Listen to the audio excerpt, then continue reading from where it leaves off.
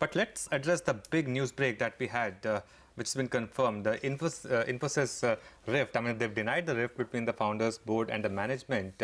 But what's the view of independent directors here? Let's go across to Shireen, who is in conversation now with Kiran Mazumdar Shaw. Shireen? Well, thanks very much. To start with, it is a complete corroboration of the story that CNBC TV 18 broke on the 7th of February, where we very categorically stated that the founders of Infosys had raised concerns about board governance. This was not as much about management as it was about board governance. The founders have also suggested to the board as recently as January that certain value-based members be brought on to the board of the company. Kiran Mazumdar Shaw, independent director of Infosys, joins us. Kiran, thanks very much for joining us. Let me start by asking you about where things currently stand. The latest statement coming in from the board suggests that Cyril Amarchand Mangaldas has been brought on board to examine and evaluate the suggestions that have been made by the promoters and other stakeholders. Can you confirm for us whether this is really about boardroom expansion and bringing what the founders may see as appropriate members onto the board? Well, Shireen, as you know, this is not something new, but, these, concerns expressed by promoters has been in the open for a long time. And if you remember that many of these concerns have been addressed by bringing it into, the shareholders' attention. The shareholders voted for these very important resolutions. I think there were concerns about, the CEO compensation. There were concerns about certain independent directors and so on and so forth. But, as far as I'm concerned, these are not really governance issues. I think these are differences in terms of value perceptions. And therefore, I think what we have tried to do as a board is to, obviously, we have a great deal of respect for the promoters. We have a great deal of respect for, what they have done for the organization. We also realize that, the board has basically transitioned from a very executive board to a very independent professional board. And therefore, we wanted to make sure that there is a bridge of communication between the promoters and the board members so that these kind of perceptions are done away with. So, Kiran, where does this leave things? Would it be fair for me to say that at this point in time, this is not so much about, because from the market's perspective, their interest is what happens to Vishal Sikka. Would it be fair for me to say that this is not so much about Vishal Sikka? I think both the founders as well as the board are in alignment on Vishal Sikka being retained by the company to steer the company forward. Is that clear?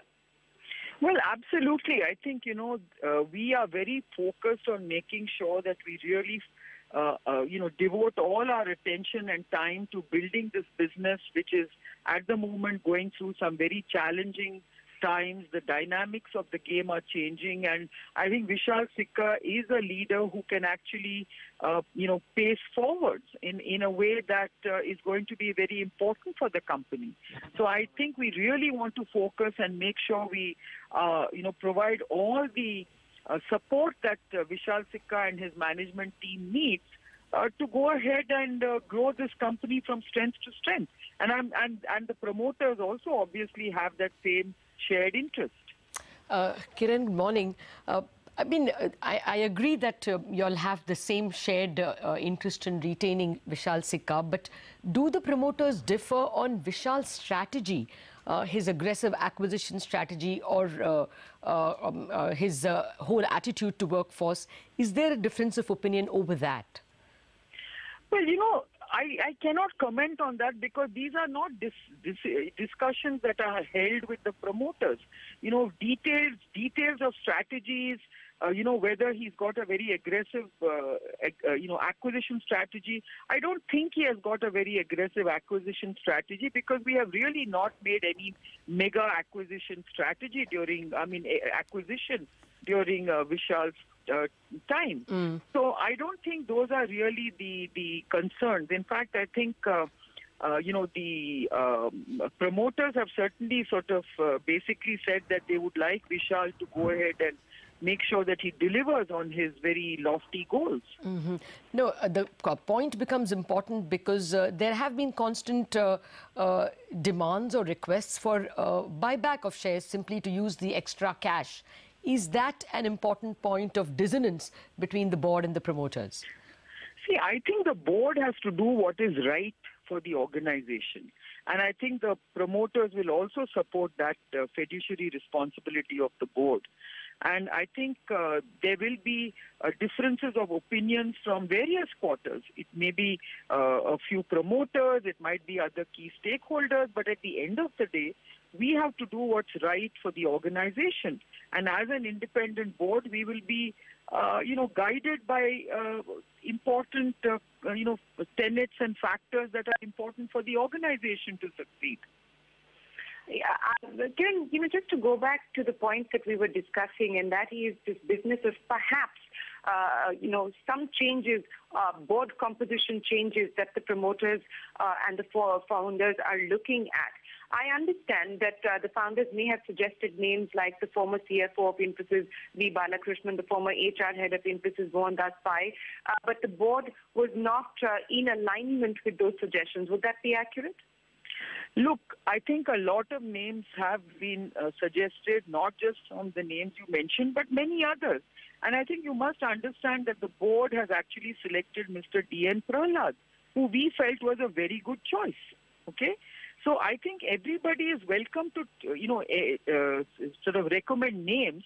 But I think the board ultimately does an evaluation and basically selects people who they believe will add value to the board. So what is Cyril Amarchand Mangaldas going to evaluate, Kiran? If you're saying that the board has already taken into cognizance a lot of the recommendations and suggestions that have come in from the founders, then what exactly is Cyril Amarchand Mangaldas going to be evaluating? What specific proposals, suggestions, recommendations will they be looking at?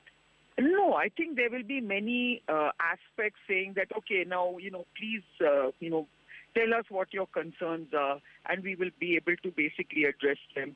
Please, if you want recommendations, more names to be recommended to the board, please give us your recommendations. We will evaluate them. I think it's important to just have that bridge of communication where we try to understand what their concerns are and see whether we can deal with it in a very, very, a very communicative way. Kiran, can I ask you a direct question? Have concerns been raised about the leadership of the board itself? Well, there may be concerns raised about the leadership of the board. This is a professional board, and I think the board basically is a very harmonized board. I think we work very effectively with the board. And, there may be various people who may not feel the board is ideal. But I think we will work towards making sure that the board goes from strength to strength.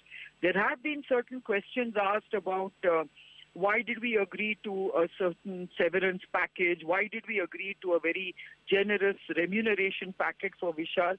But I can tell you that, all these matters have been gone through and deliberated with a lot of justification sought from management, and you can understand that every one of these has been done under a very complex set of circumstances and a very new set of circumstances.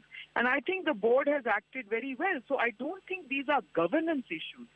There is definitely a difference in values and perception of values, but it's not a governance issue, Kiran, from a shareholder perspective, have any investors outside of the promoters raised concerns either about Vishal Sikka's compensation, about the strategy, about the company's capital deployment plans, or the lack thereof?